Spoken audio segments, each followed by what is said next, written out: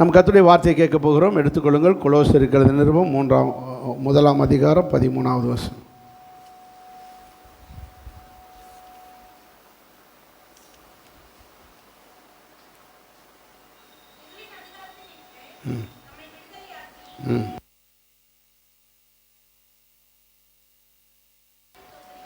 பிதாவை ஸ்தோத்தரிக்கிறோம். நல்ல பிதாவை, இந்த வசனத்தை எங்களுக்கு ஆசீர்வதிக்கிறாங்க. ஜெபிக்கிறோம். இருளின் அதிகாரத்திலிருந்து எங்களை விடுதலையாக்கி அன்பின் குமாரனுடைய ஒளியின் அதிகாரத்துக்குள்ளே கொண்டு வந்த எங்கள் நல்ல தகப்பனை ஸ்தோத்தரிக்கிறோம். பிதாவே, இந்த சத்தியத்தை நாங்கள் கிரகித்து அதன்படி வாழ எங்களுக்கு பரிசுத்த ஆவியான உதவி செய்வீராக. இயேசுவின் நாமத்தில் பிதாவே, ஆமென். அல்லேலூயா. போன வாரத்திலிருந்து இந்த வசனத்தை நாம் தியானித்து வருகிறோம். நம்முடைய தேவன், பிதாவாகிய தேவன் 2 காரியத்தை செய்கிறார். ஒன்று, இருளின் அதிகாரத்தில் இருந்த நம்மளை விடுவித்து ஒளியின் அதிகாரத்துக்குள்ளே கொண்டு வந்து வச்சிருக்கார். புரியுதா? என்ன அதிகாரம்? இருளின் அதிகாரத்திலிருந்து விடுவித்து ஒளியின் அதிகாரத்துக்குள்ளே வச்சிருக்கார். அப்படி தான் சொல்லணும். ஆனால் அப்படி சொல்லாமல் குமாரன், அன்பின் குமாரனுடைய ராஜ்யத்துக்குள்ளே வச்சிருக்கின்றார். ஏன்னா குமாரன் யாராக இருக்கிறார்? ஒளியாக இருக்கு. நானே உலகத்துக்கு ஒளியாக இருக்கிறேன்னு சொல்லிட்டார். அப்போது இயேசு ஒளியாக இருக்கிறார், சாத்தான் இருளாக இருக்கிறார். ஸோ இருளின் அதிகாரத்திலிருந்து, சாத்தானுடைய அதிகாரத்திலிருந்து நம்மளை விடுதலையாக்கி ஒளியாகிய குமாரனுடைய அதிகாரத்துக்குள்ளே கொண்டு வந்திருக்கிறார். அப்படி தான் எழுதணும். அந்த அதிகாரம் என்ற இடத்துல ராஜ்யம் என்று சொல்லுகிறார். ராஜ்யம் என்றால் ரிஜின், ஆளுகை, ஆளுகை, அதிகாரம். அப்படி என்றால் இருளின் ஆளுகையில் இருந்த நம்மளை விடுவித்து ஒளியாகிய குமாரனுடைய ஆளுகைகளை கொண்டு வந்திருக்கிறார். நீங்கள் இதுக்கு முன்பு சாத்தான் உங்களை ஆளுகை செய்தான். சாத்தான் உங்கள் மனசுக்குள்ளே புகுந்து அவன் சொல்கிறது பூரா செஞ்சோம். இப்போது நம்மளை இயேசு கிறிஸ்துவானவர் ஆளுகை செய்து அவர் நம்ம மேலே இருக்கிறனால் அவர் சொல்கிறபடியெல்லாம் இப்போ என்ன செய்கிறோம்? செஞ்சாதான் ஆமென்னு சொல்லியிருப்பீங்களே. குமாரனுடைய ஆளுகைக்குள்ள இருக்கிறவங்க மட்டும் அல்லையா சொல்லுங்க. அப்படியா? பரவாயில்லையே. குமாரனுடைய ஆளுகையில் இருக்கிறவர்கள் பாக்கியவான்.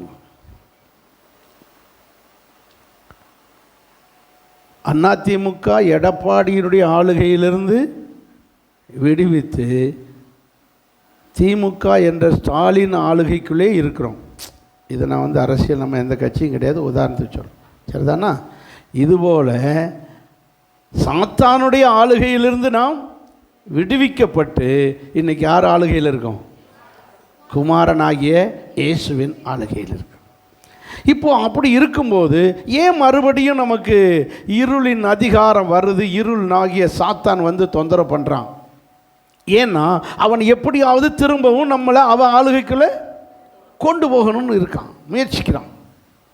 இதைத்தான் பேதுரு சொல்லுகிறார், பிசாசானவன் யாரை விழுங்கலாம் என்று வகை தேடி சுற்றி வருகிறான்.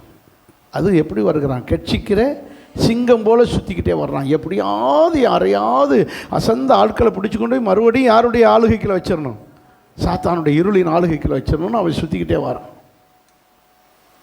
ஆனால் நாம் என்ன செய்யக்கூடாது? இருளின் ஆளுகைக்கு இடம் கொடுக்கவே கூடாது. அவனாக நம்மளை தொடவும் முடியாது, நெருங்கவும் முடியாது, நம்மளை கூட்டிகிட்டு போகவும் முடியாது. ஒன்று, நாம இடம் கொடுத்தால் ஒளிய அவன் கிட்ட நெருங்கவே முடியாது. நாம் இடம் கொடுத்தால் ஒளிய நம்ம கிட்ட நெருங்கவே முடியாது. நம்மை சுற்றிலே அக்கினி மதில் இருக்கிறது. நம்முடைய தேவன் தம்முடைய ஆவியினாலே நம்மளை ஆளுகை செய்து கொண்டிருக்கிறார். நாம் அவனுக்கு இடம் கொடுக்காமல் நாம் கரெக்டாக இருக்கணும். இருளின் அதிகாரம் நம்மிடத்தில் இருளின் அதிகாரமாகிய பிசாசு நம்மகிட்ட வராதபடிக்கு நாம் என்ன செய்ய வேண்டும்? எப்படி இருந்தால் அவன் வருவான்?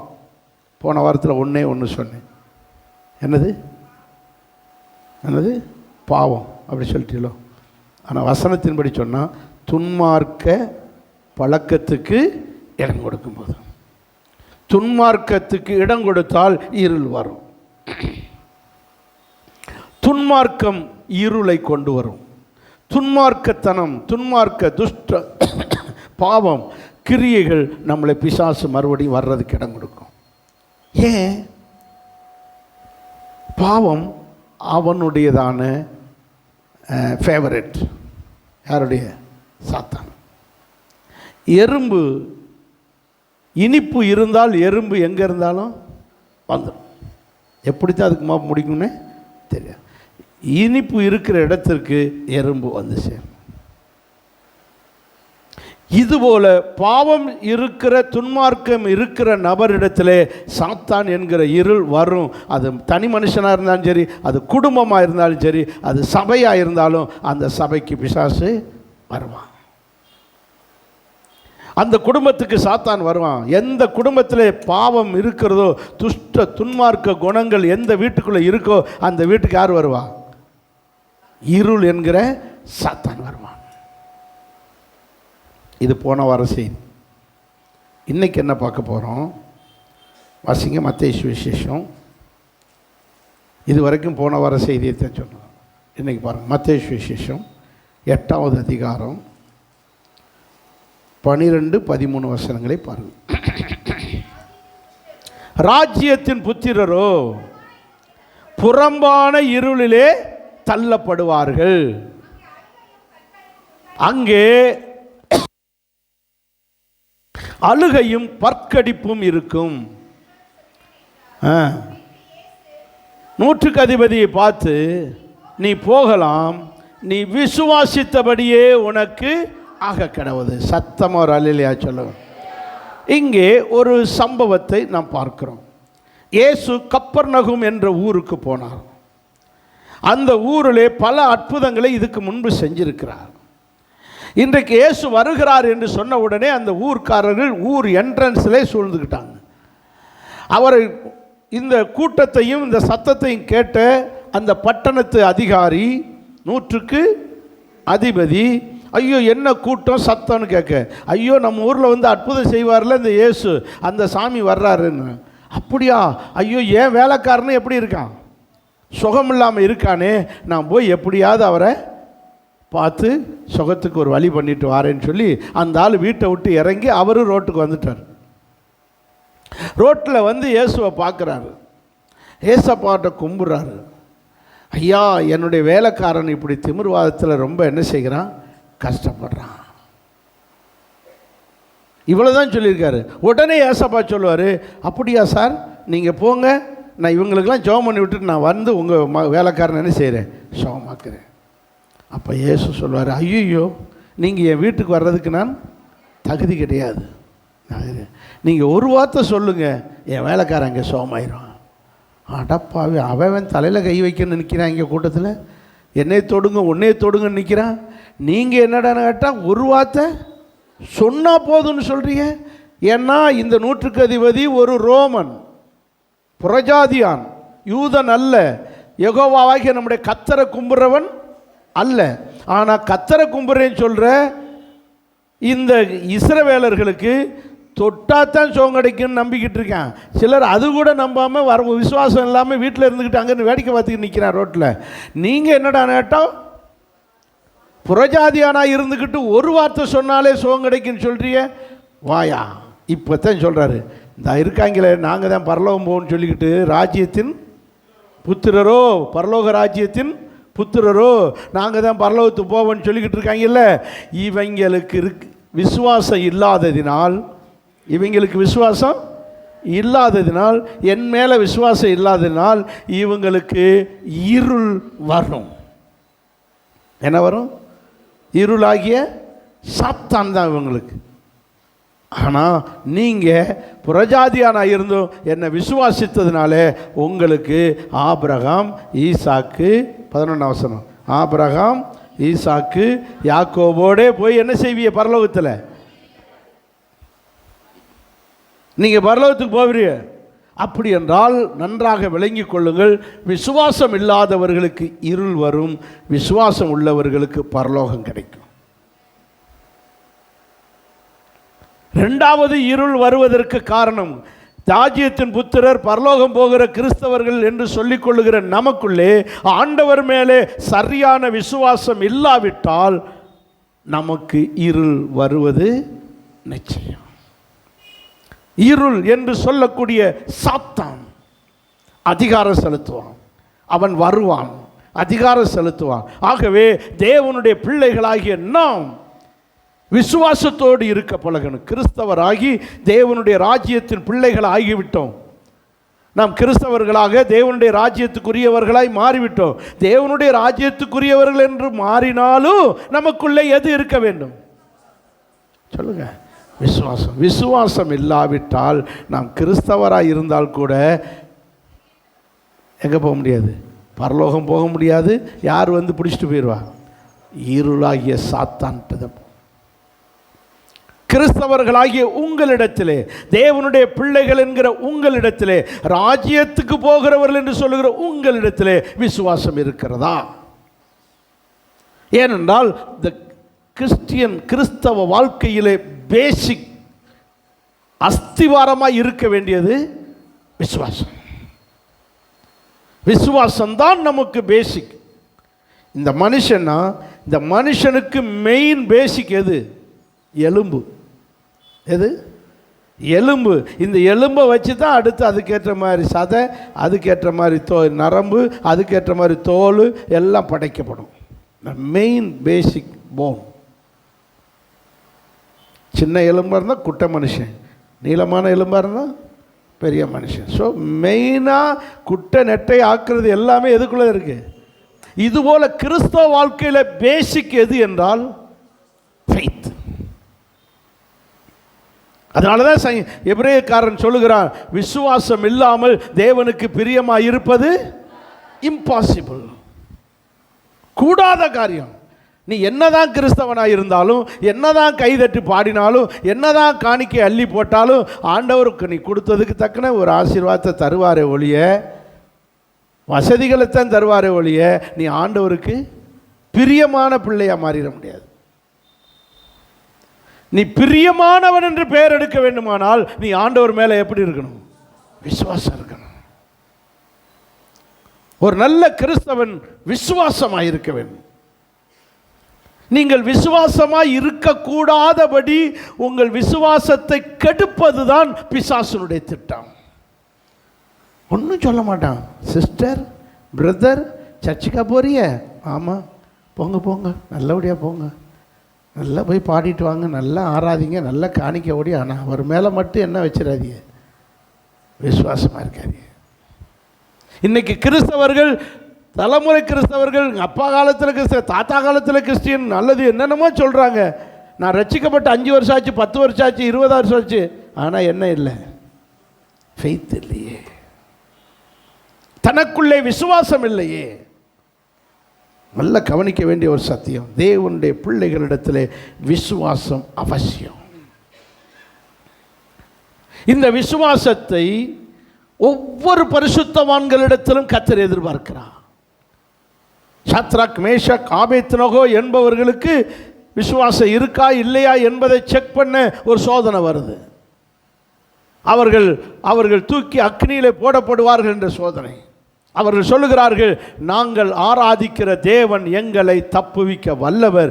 அவர் தப்புவித்தாலும் சரி, தப்புவிக்காமல் போனாலும் சரி, அந்த கர்த்தர் மேலே தான் நாங்கள் யாராக இருப்போம்? விசுவாசமாக இருப்போம். இப்படித்தான் இருக்கணும். என்ன நஷ்டம் வந்தாலும் சரி, என்ன ஆபத்து வந்தாலும் விசுவாசமாக இருப்போம். அந்த விசுவாசம் வீண் போகாது. தூக்கி அக்னியில் போட்டார்கள். என் இயேசு 4வது நபராக அவங்க மத்தியில் வந்து நிற்கிறார். நீ எந்த கஷ்டத்துக்குள்ள போகிறாயோ, எந்த வியாதிக்குள்ள போகிறாயோ, எந்த பிரச்சனைக்குள்ள போகிறாயோ, ஆண்டவர் கூட ஒரு நபராக கூட நிற்பா. என் தேவன் விசுவாசம் உள்ளவர்களை கைவிடவே சொல்லுங்க மாட்டா.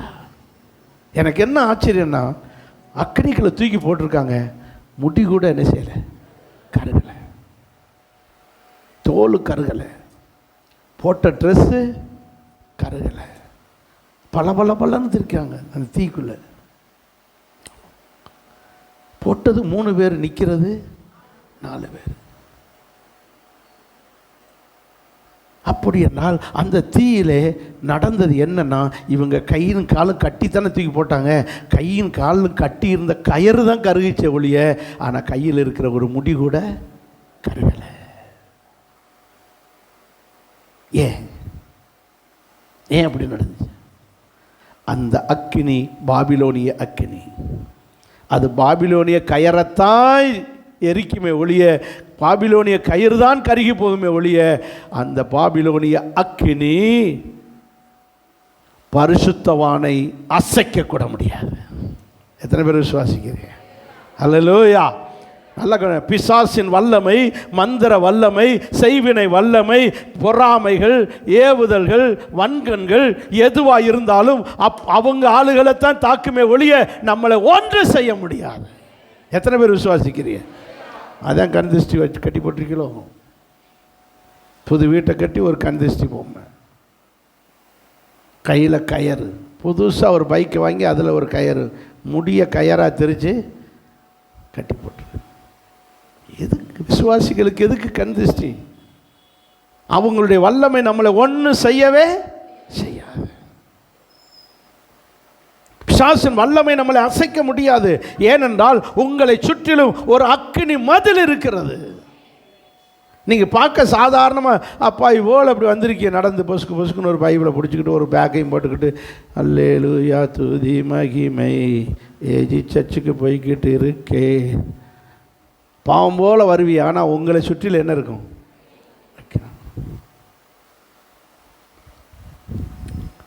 நம்மளை பாதுகாக்கிறவன், நம்மளை பாதுகாக்க. நேற்று பார்த்தீங்கன்னா பைக்கில் டவுனுக்குள்ளே போய் ஜாமான் வாங்கிட்டு வந்துக்கிட்டு இருந்தேன். சாயங்காலம் இந்த ஸ்பீட் பிரேக் வந்துருக்கு, ரயில்வே கேட்டு இறங்கணுன்னு ஒரு ஸ்பீட் பிரேக் இருக்குல்ல, பின்னாடியே ஒரு காரு ஸ்பீடாக வந்தான். அவனுக்கு இந்த வெளியூர்காரன் போல தெரியல, ஸ்பீடு பிரேக்கு காணும், என் பின்னாடியே ஒட்டிக்கிட்டே வந்திருக்கான். நான் கவனிக்கலை. நான் ஸ்பீடு பிரேக் வந்தோம், நமக்கு தெரியும் இல்லைங்கண்ணா ஸ்பீடு பிரேக், டக்குன்னு பிரேக்கு அணைச்சி ஸ்லோவாகணும். நான் பிரேக்குக்காக ஸ்லோ பண்ணுறேன், பின்னாடி வந்து டம்முன்னு இடிச்சிட்டான். இடித்த உடனே என் வண்டி இங்கிட்டு இப்படி ஆடிடுச்சு.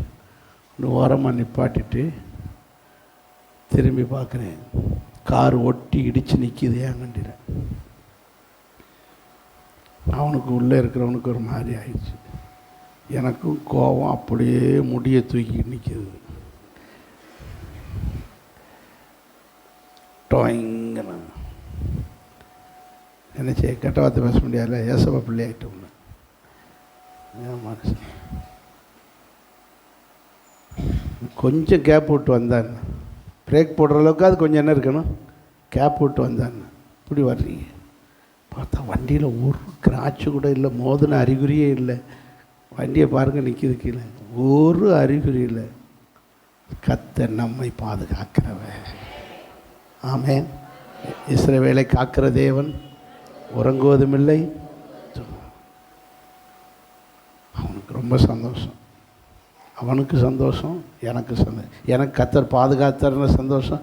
அந்த ஆள் இன்னும் வம்பு பண்ண மாட்டார், இருந்தாலும் ஃபைன் கேட்க மாட்டார், ஏதாவது மோதி சேதமாக இருந்தால் என்ன கேட்பார், அவனுக்கு அந்த சந்தோஷம். போயா போகணும், சத்தம் போட்டு அனுப்பிவிட்டோம். நம்முடைய தேவன் கிருபையாய் பாதுகாக்கிறார். வியாதியா, நீங்கள் கொரோனாக்காரரோட பக்கத்தில் இருந்தே கொரோனா வரல, 2 நாளாக அவர் கூட தான் சுற்றினேன், என் கூட தான் இருந்தேன்.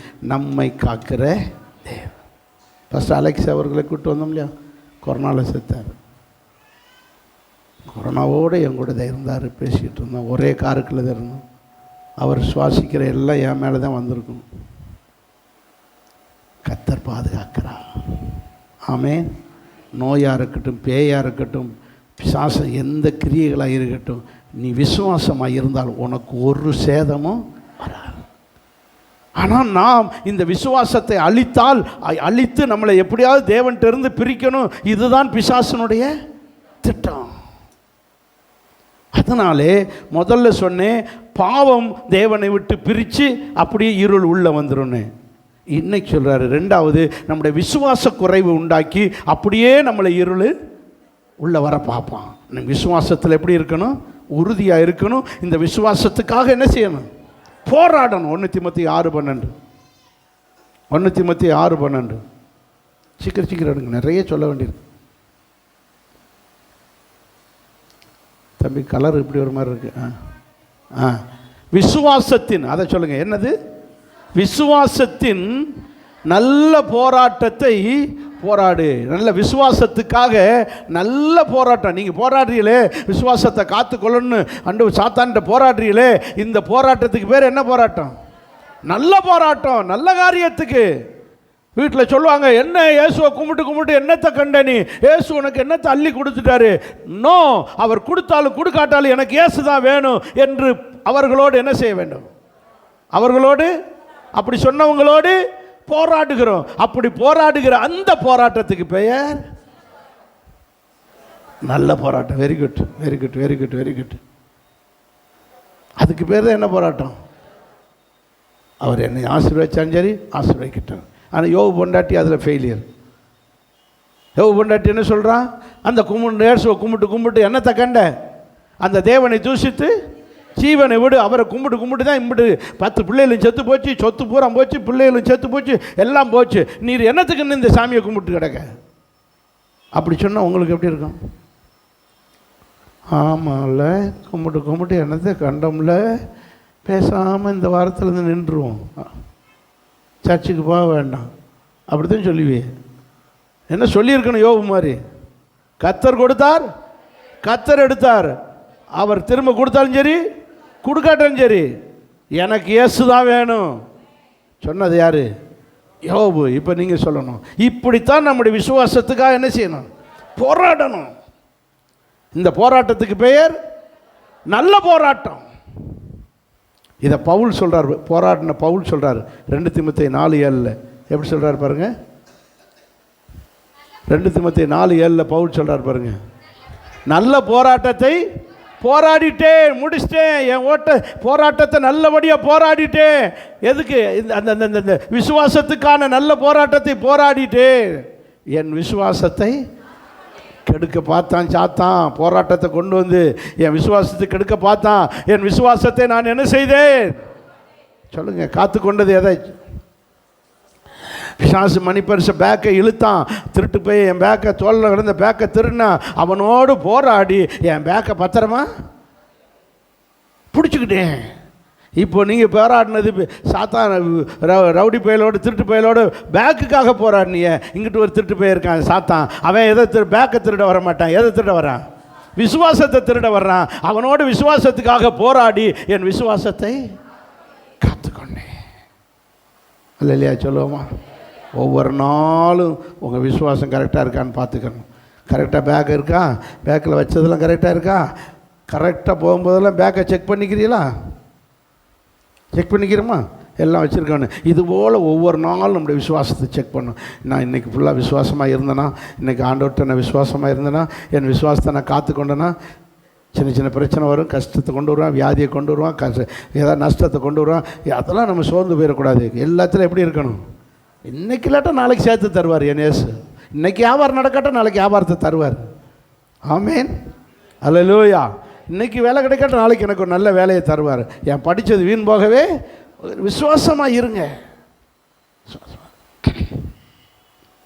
விசுவாசத்தில் உறுதியாக இருங்க. இந்த விசுவாசம்தான் சாத்தானை ஜெயிக்கிற. வாசிங்க 1 யோவான் 5:4. 1 யோவான் 5:4.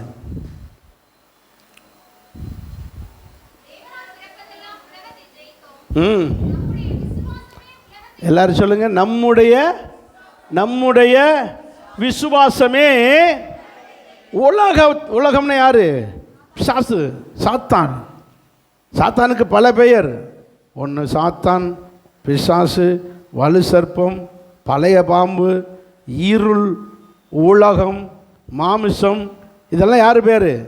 சாத்தானுக்கு இருக்கிற பேர். இந்த சாத்தான் என்ற உலகத்தை நாம் ஜெயிக்க, இருள் என்கிற உலகத்தை, இருள் என்ற சாத்தானை ஜெயிக்க நமக்கு எது இருந்தால் போதும்? அப்போது விசுவாசம் இருந்தால் அவனை ஈஸியாக என்ன செஞ்சிடலாம்? ஜெயிச்சிடலாம். ஒரு ஊருக்கு போய்கிட்டு இருக்கோம். பணக்காரங்க, செல்வந்தர்கள் கையில் என்ன வச்சுருப்பாங்க? துப்பாக்கி வச்சுருப்பாங்க. எங்கே போனாலும் நம்மளை பாதுகாத்துக்குள்ளே என்ன வச்சுருப்பாங்க? துப்பாக்கி. எவனாவது வழிப்பறி பண்ணணுன்னா எதை தூக்கிடுவாங்க? துப்பாக்கியை தூக்கிடுவாங்க. சுட்டு புரியும் ஓடிடுறான். அந்த துப்பாக்கி அவர்களை என்ன செய்கிறது? பாதுகாக்கிறது, எதிரியை ஜெயிக்க வைக்கிறது. எதிரி அருவாளை தூக்கிட்டு வருவான், கத்தியை காட்டுவான், நம்ம துப்பாக்கியை தூக்கிட்டோன்னா ஓடிடுவான். அவன் வெட்டுறதுக்கு துப்புன்னு ஒரே போடுது. ஏன் தெரியுமா? இது போன்ற ஒரு கன்னு, துப்பாக்கியை போன்றது நம்முடைய. பரவாயில்லையே, இன்னைக்கு கொஞ்சம் நல்லா தெரியுது, டக்கு டக்குன்னு பதில் வருது. இங்கிட்டு தான் ஒரு மாதிரி எதையும் யோசிக்கூடாது. பிரசங்கம் பண்ணும்போது பிரசங்கம் தவிர வேறு எங்கேயுமே கவனம் சிதறவே கூடாது. வேறு எதையாவது யோசனை கொண்டு வருவான், கவனமாக இருக்கணும். உங்கள் சிந்தைகளையும் எண்ணங்களையும் நியாயம் தீர்க்கிறவர். அப்படின்னா உங்கள் சிந்தனை ரொம்ப ரொம்ப கவனம் ஃபுல்லாக பிரசங்கத்து மேலே இருக்கணும். நம்முடையதான தற்காக்கும் கருவி, சாத்தானை எதிர்க்க, சண்டையிட, ஜெயிக்க வைக்கிறதுக்கு தற்காக்கிற ஒரு கருவி தான் என்னது? விசுவாசம். நல்ல வேளை துப்பாக்கின்னு சொல்ல தெரிஞ்சு. எப்படி ஒரு மனுஷனுக்கு துப்பாக்கி இருந்து உதவுதோ அதுபோல நம்மளை சாத்தானை ஜெயிக்க, ஆவிகளை ஜெயிக்க, அசுத்தாவிகளை ஜெயிக்க, அவைகளோடு போராட நமக்கு உதவுவது விசுவாசம். விசுவாசம். இந்த விசுவாசத்தை காத்து கொள்ளணும், இந்த விசுவாசத்துக்காக போராடணும். ஆமென். சரி, நேரமாகிறது. அடுத்து இந்த சாத்தான் என்கிற இருள் எப்படியெல்லாம் வருது? ஒன்று துன்மார்க்கமாக இருக்கிற இடத்துல வருகிறது, ரெண்டாவது விசுவாசம் இல்லாமல் அவிசுவாசமாக இருக்கிற இடத்துல இந்த இருள் வருது. மூன்றாவது மத்தேயு சுவிசேஷம் 25வது அதிகாரம்.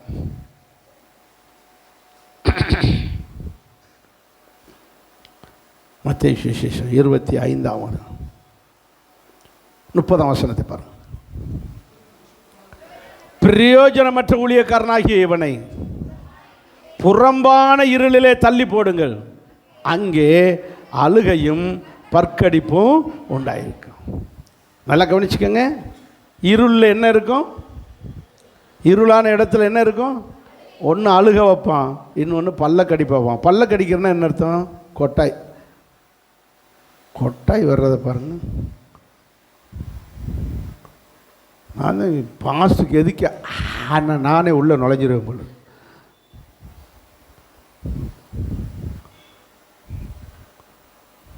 கொட்டாவி ஒரு அசுத்தாவி, அது வரவே விடவே கூட கவனமாக இருக்கணும். விசுவாசிகள் கல்லர் சேர்ந்து ஒரு அல்லையா சொல்லுங்கள். இனிமேல் கொட்டாய் விடுவாங்கன்னு நினைக்கிறீங்களா? பாஸ்டுக்கு முன்னாடி நான் இப்போ இதை சரி பண்ணல, நாளைக்கு ஒரு விசேஷ பிரசங்கர் நிற்பார், அவருக்கு முன்னாடி அவர் அரண்டு ஓடி போயிடுவார். நம்ம சபை ஒரு நீட்டாக இருக்கணும், கவனமாக இருக்கணும். ஆமேன்னு சொல்லுங்க. அல்லேலூயா. தோத்திரம். பாருங்க, அழுகையும் பற்கடிப்பும் இருளிலே தள்ளி போடுங்கள், அங்கே என்ன இருக்கும்? சாத்தான்கிட்ட தள்ளி போடுங்க. இருளில் தள்ளி போடுங்கன்னு யார்கிட்ட? சாத்தான்கிட்ட தள்ளி போடுங்கள், அங்கே என்ன இருக்கும்? அழுகையும் பற்கள். ஒன்று சாத்தான்கிட்ட போயிட்டோன்னா ஒன்று அழுக வைப்பான், இன்னொன்று பல்ல கடிப்பான். எப்போ பல்ல கடிப்பான்? வலி தாங்க முடியாத நேரத்தில் சத்தம் போட்டு அழுகவும் மனசு இல்லாமல் சத்தம் போட்டு அழுதா எல்லாருக்கும் அசிங்கமாக இருக்குமே அப்படின்னு அழுகவும் வைப்பான்.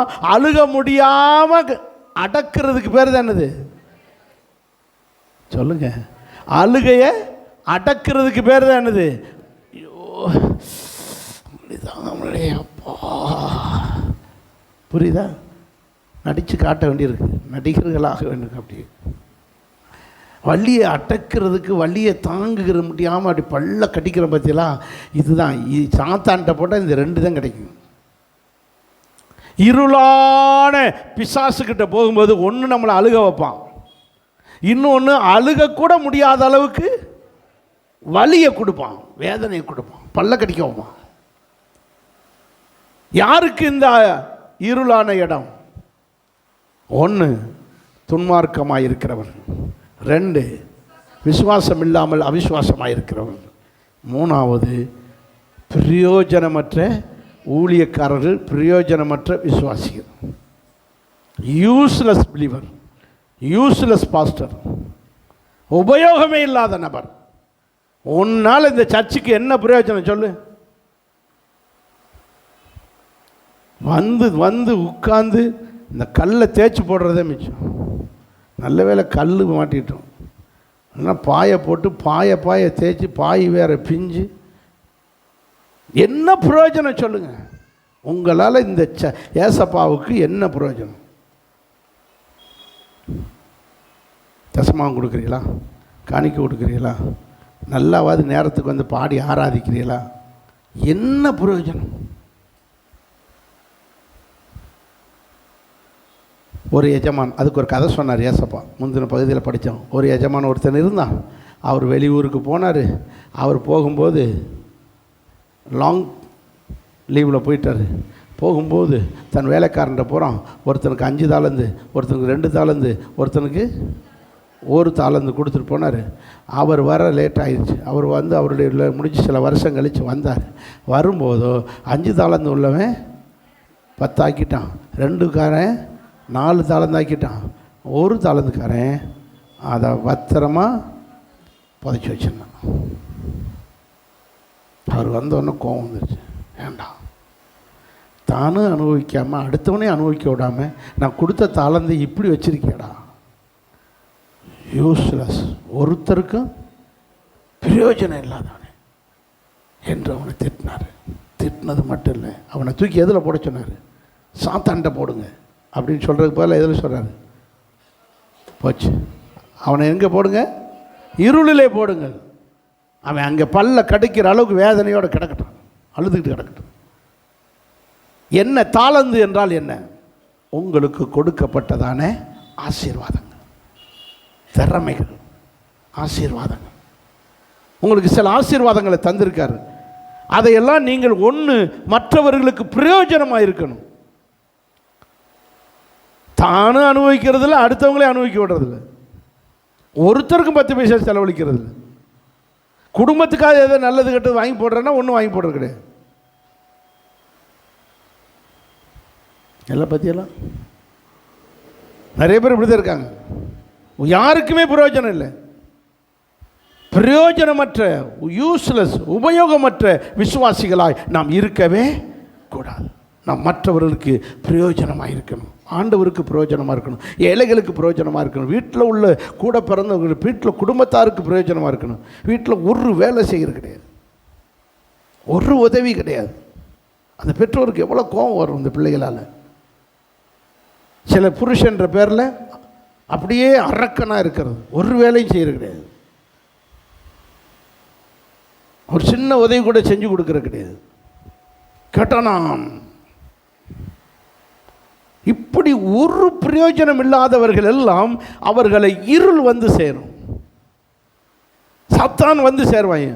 நாம் பிரயோஜனப்படணும். கர்த்தருடைய பிள்ளைகள் சபைக்கு பிரயோஜனமாக இருக்க வேண்டும். ஆமென், அல்லேலூயா, அல்லேலூயா. ஏழை எளியவர்களுக்கு பிரயோஜனமாக இருக்க வேண்டும். பாருங்க, தபித்தாள்னு ஒருத்தி இருந்தா. யாரு? தபித்தாள். அப்போஸ்தலனுடைய புஸ்தகம் 9வது அதிகாரம். சீக்கிரம் எடுங்க, கடக்கு நேரம் இது. 36ஆம் வசனம். கிரேக்க பாஷையிலே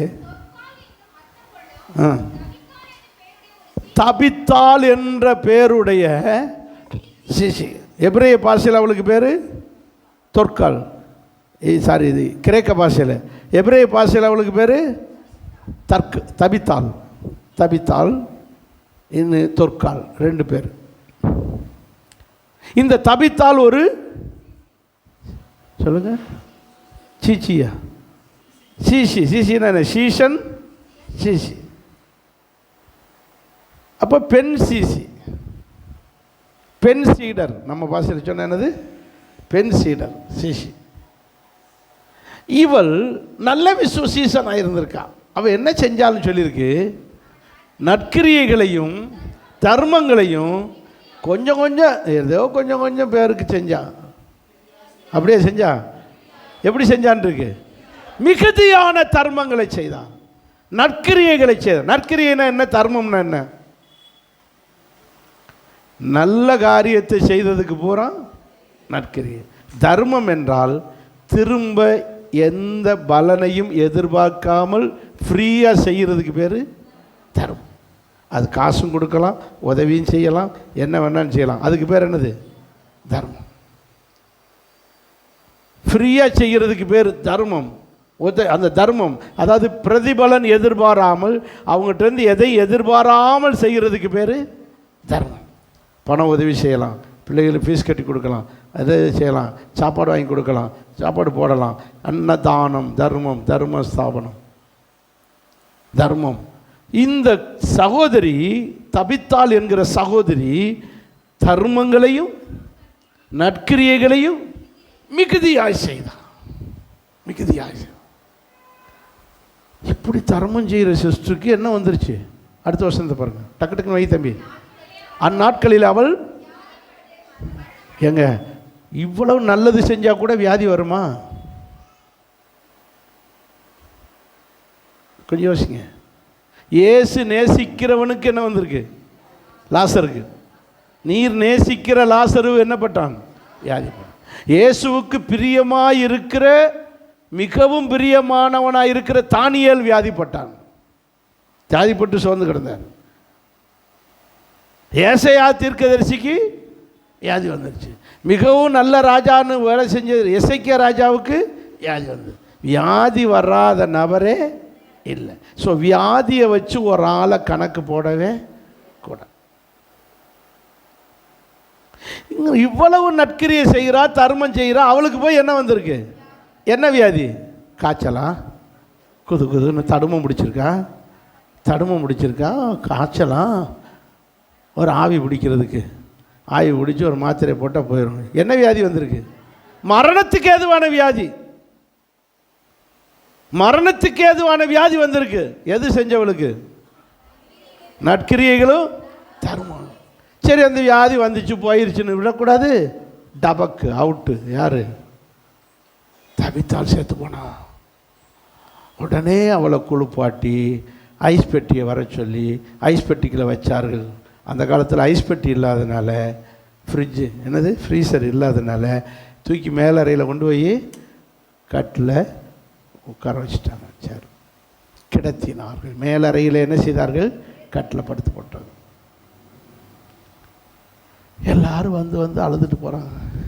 ஐயோ, இந்த சட்டையெல்லாம் அவள் தானே தைச்சி கொடுத்தா. அவள் டெய்லர். அவள் யார்? படிச்சிங்க. அடுத்த என்ன வசனங்கிற? லித்தா அவருக்கு அந்த ஒரு ரெண்டு மனுஷரை அனுப்பி பேதுருவை போய் கூட்டிகிட்டு வர சொல்கிறாங்க. பேதுரு எந்த ஊரில் இருக்கார்? லித்தா ஊருக்கு பக்கத்தில் இருக்கார். அங்கே போய் ஆட்களை ரெண்டு சீசல் அனுப்பி யாரை போய் கூட்டி வர சொல்கிறாங்க? பேதுருவை போய் கூட்டி வர சொல்கிறாங்க. கூட்டிகிட்டு வந்தாங்க. பேதுரு எல்லாரையும் வந்துட்டார். வந்து எல்லாரையும்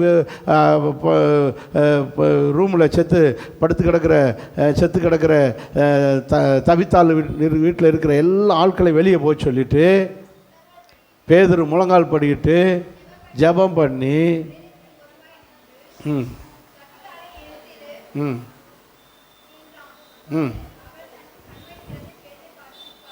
பிரைஸ் தி லார்ட். ஹல்லேலூயா. இதில் பாருங்கள், அடுத்த வசனம் வை தம்பி. இல்லை அதுக்கு முன்னாடி தம்பி 39 வைங்க.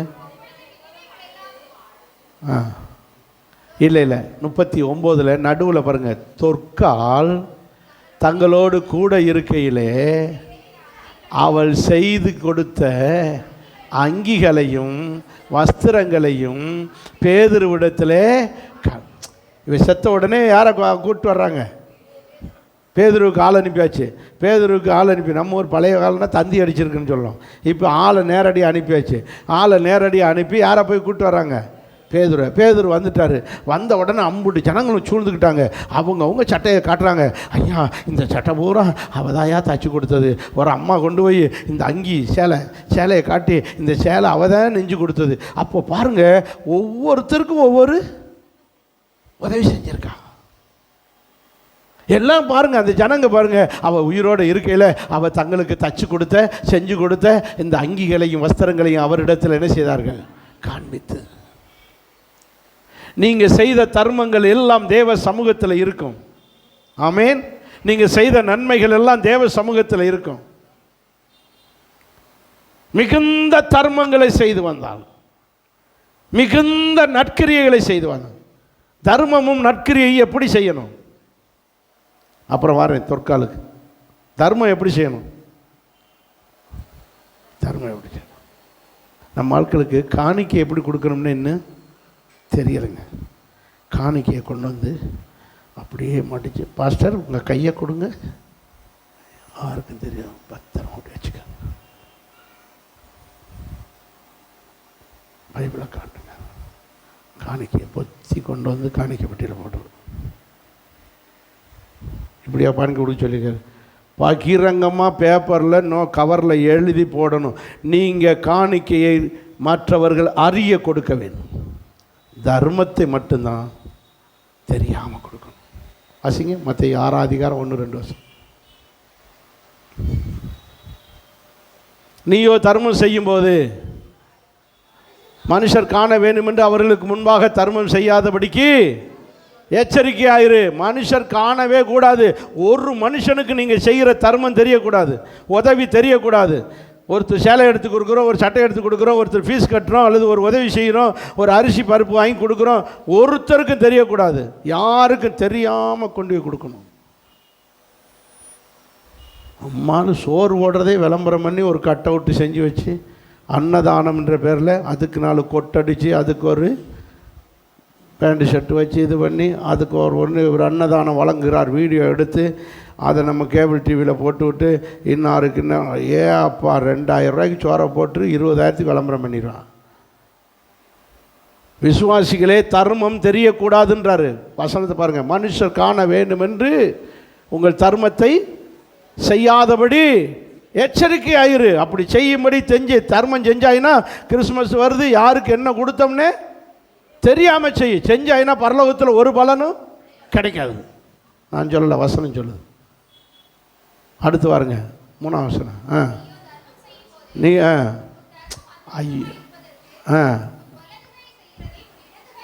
அதைத்தாப்பா 3 வைப்பா, என்னடா மாற்றிக்கிட்டே இருக்கிய? வாசிங்க.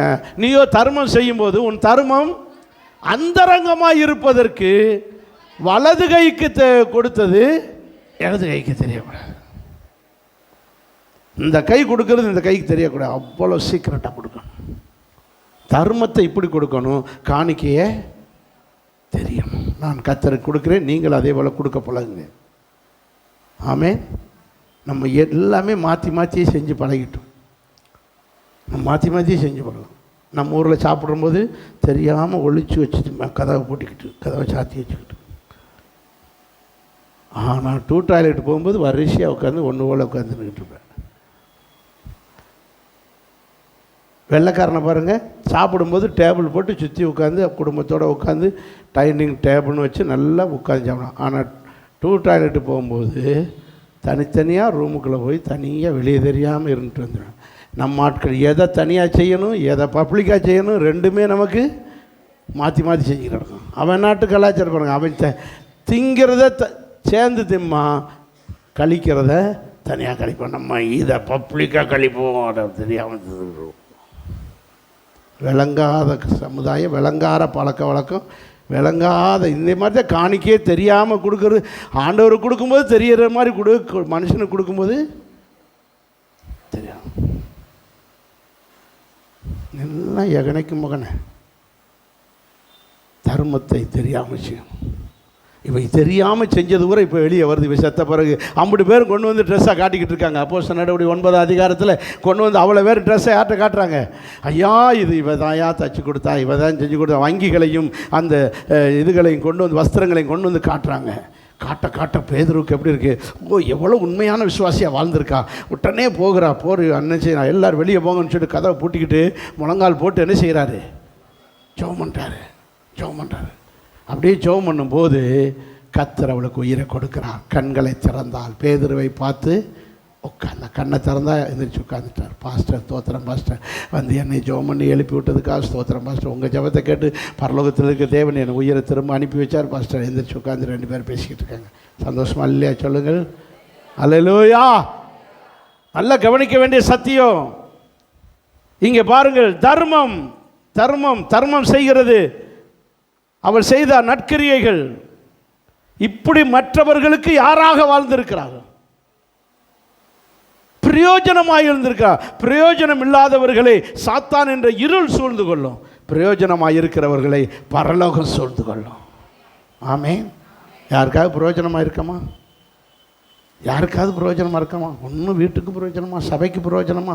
யாருக்காவது இத்தனை நாளாக சர்ச்சுக்கு வரமே, ஓசியிலே தின்னுட்டு போறீங்களே பில்லு கொடுக்காம அப்படின்னா ஹோட்டலுக்காரங்க கேட்பான், நம்ம ஆண்டவரும் கேட்பார் உங்கள்கிட்ட, என்ன பிரயோஜனமாக இருக்கும்? ஒன்றால் இந்த சபைக்கு என்ன பிரயோஜனம்? போகையில் இந்த ஃபேனையாக தான் ஆஃப் பண்ணி போட்டு போறீங்களா? டபக்குன்னு போறீங்களே, இந்த பெருக்கிறோம், கழுவுனோம், தொடச்சோம், எடுத்து வச்சோம், இதுதான் உங்கள் சர்ச்சு தானே, நீங்கள் தானே வந்து சொகுசாக ஃபேனை பார்த்து உட்கார்றீங்க. இந்த போயில் இந்த ஃபேனை ஆஃப் பண்ணிட்டு போகக்கூடாதா? பிரயோஜனமாக இருங்க, யாருக்காக பிரயோஜனமாக இருங்க. கிறிஸ்மஸ் வருது, இந்த புக்கை வாங்கி கொண்டு போய் என்ன செய்யுங்க, கொடுங்க. அல்லையா சொல்லுவோமா? அல்லேலூயா. இப்படி இருக்கிறவர்கள், பிரயோஜனமாக இருக்கிறவர்களை சாத்தான்கிற இருள் பக்கத்தில் நெருங்கவே விட மாட்டார்.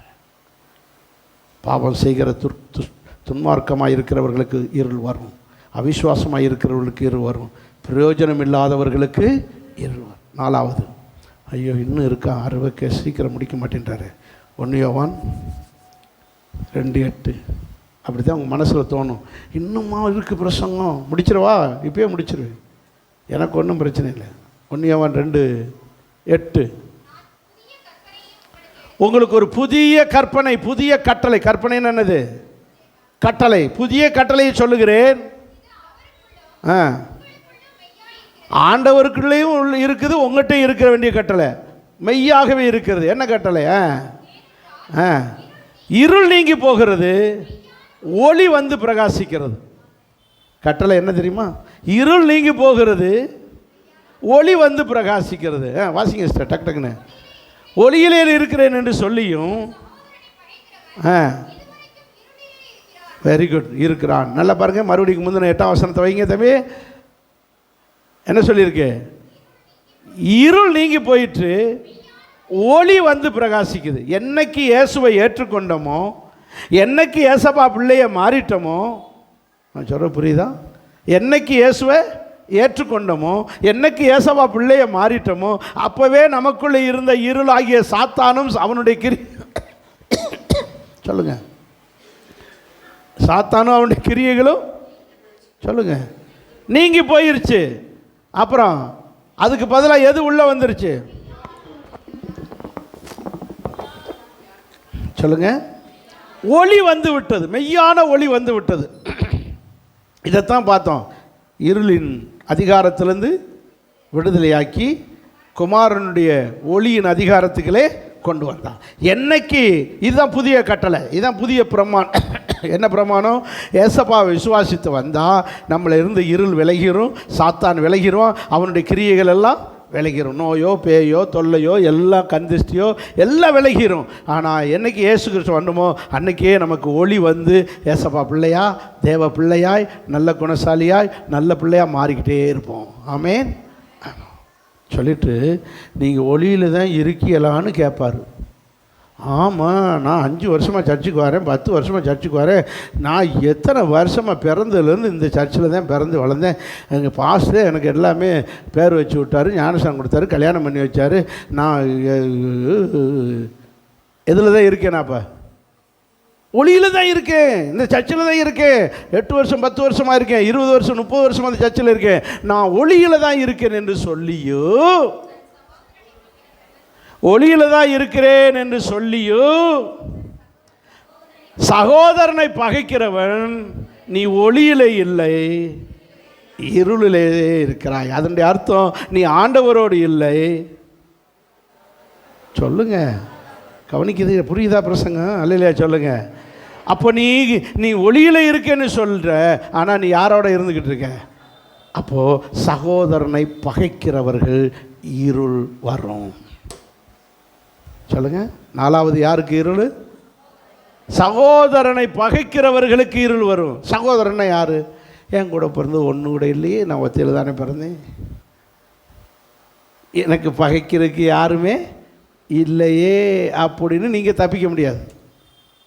இப்போ எங்கள் அக்ஸாட்ட சொன்னால் ஒரு ஆள் தான், அவனுக்கு சகோதரனும் கிடையாது, அப்போ எனக்கு சகோதரனே இல்லையே, நான் யாரையும் பகைக்க வேண்டியது இல்லையே அப்படி சொல்லிட முடியாது. கூட பிறந்த அந்த தாயின் பிள்ளைகளாகிய அந்த சகோதரன் வேறு, இந்த சகோதரன் வேறு. அது மாம்ச சகோதரர்கள், அது தாயின் பிள்ளைகளாகிய அந்த மாம்ச சகோதரர்கள். இது ஆவிக்குரிய சகோதரர். நாம் எல்லோரும் யாருடைய ஆவிக்குரிய, நான் ஒரே தகப்பனாகிய ஏசப்பாவுக்கு பிறந்த பிள்ளைகள். நம்மளாம் இயேசு எப்படின்னு கூப்பிட்றோம்? நீங்கள் அப்பான்னு கூப்பிட, உங்கள் வீட்டுக்காரர் மாமா நான் கூப்பிட்றாரு. சொல்லுங்க, உங்கள் வீட்டுக்காரர் மாமா நான் கூப்பிட்றாரு. இன்னும் எல்லாருக்குமே அவர் யார் சொல்லுங்கள்? அவங்க பிள்ளைகள்லாம் தாத்தா இயேசுவே, தாத்தா இயேசுவேன்னு கூப்பிடுது. இன்னும் அத்தனை பேருக்கு இயேசு யார் தான்? அப்பா. நாம் எல்லாம் இயேசு கிறிஸ்துவின் இரத்தத்தினாலே பிறந்த பிள்ளைகள். இந்த சகோதரனை பகைக்கிறவன், அப்போ அந்த சகோதரனை பகைக்கலாமா? அவனையும் பகைக்கூடாது. சகோதரனை பகைக்கிறவன், சொல்லுங்க, சபையிலே சகோதரனை பகைக்கிறவன், சொல்லுங்க, இன்னும் இருளிலே தான் இருக்கிறான். இருள்னா யாரோட? சாத்தானோட தான் இருக்கான். அதனால சர்ச்சுக்குள்ளே ஒரு விசுவாசிகளை கண்டா அட்லீஸ்ட் என்ன செய்யணும்? சோத்திரம் சிஸ்டர், சோத்திரம் பிரதர், அட்டி அழகாக நடிக்கிறேன்ல, அது வருதுறாங்க விசுவாசி. அது இப்போ எங்கிட்ட திரும்பிக்கிறது, படியில் இறங்கி வருது. இப்படி மூஞ்சியை தூக்கிட்டு போனால் நீ இன்னும் யாரோட தான் இருக்க? நீ போய் அந்யோன்யமாக இரு அப்படியேன்னு சொல்லலை. அட்லீஸ்ட் ஒரு தோத்திரம் சொல்லி நல்லா இருக்கையில் ஒரு வார்த்தை கேட்க முடிஞ்சால் கேளு, இல்லைன்னா வாய, அப்படி தான் வசனம் சொல்லுது. நல்ல வார்த்தை உண்டென்றால் சொல்லு, அப்படி இல்லை என்றால் வாயை மூடிக்கன்னு தான் எபேசியரில் சொல்கிறார் பவுல். இன்னும் ஒன்றுமே சொல்ல வேண்டாம், தோத்திரம் தோத்திரம் தோத்திரம் சொல்லிக்கிட்டு அப்படியே போ. நீ சகோதரனை பகைக்காத, மூஞ்சியை திருப்பாத. பரலோகத்தில் நீ அவங்க நின்றுக்கிட்டு இருந்தால் என்ன செய்வேன்? நீ அவங்க வருவாங்க, நீ நின்றுக்கிட்டு இருக்க முதல்ல போயிட்டு, ஏன்னா நீ மூத்த விசுவாசி, முன்னாடி போய் நிற்கிற. 2 தலைமுறை 4 தலைமுறையா அல்லது 20 வருஷம் 30 வருஷம் விசுவாசி, அப்போ புதுசாக ரசிக்கப்பட்டு வருது, தோத்திரம் சொல்லாமல் இங்கிட்டு திருப்ப முடியுமா? அப்படி நின்றுக்கிற கழுத்து.